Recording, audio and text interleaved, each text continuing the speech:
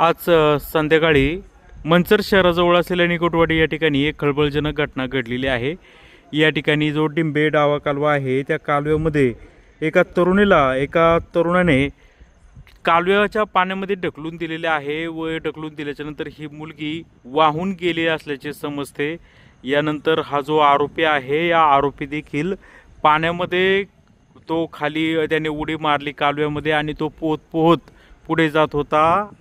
ही घटना ज्या नागरिकांनी पाहिली त्यांनी त्वरित या आरोपीला ताब्यात घेतलेला आहे। ताब्यात घेऊन पोलिसांना बोलवून पोलिसांच्या ताब्यात या आरोपीला दिलेला आहे। मिळालेली माहिती अशी आहे की ज्या मुलीला खाली ढकलून दिलेलं आहे त्या तरुणीचं नाव सपना पोपट भांगरे असं आहे। तिचं वय 21 असून ती सध्या शेटेमाळा मंचर या ठिकाणी राहते।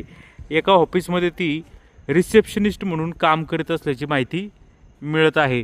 तर हा जो आरोपी आहे तो जुन्नर तालुक्यातील सावरगाव बस्ती या ठिकाणचा असल्याचे समजते। त्याचं नाव रमेश बबन कडाळे, वय वर्ष 20 असं असून त्याला मंचर पोलिसांनी ताब्यात घेतलेलं आहे व याबाबत गुन्हा नोंद करण्याचं कार्यवाही आता मंचर पोलीस स्टेशनमध्ये सुरू आहे।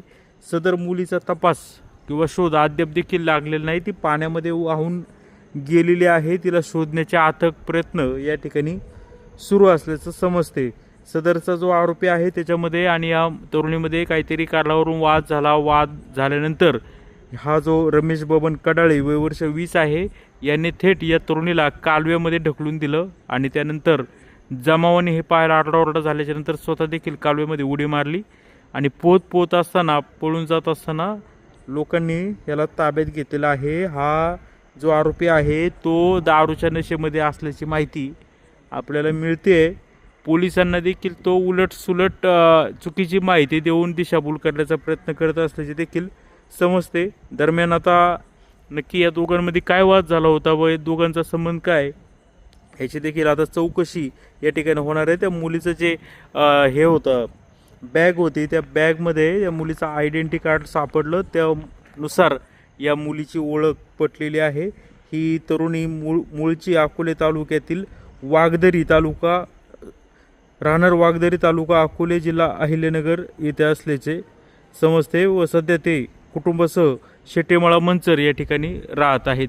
दरम्यान अधिक तपास मंचर पोलीस करत आहेत।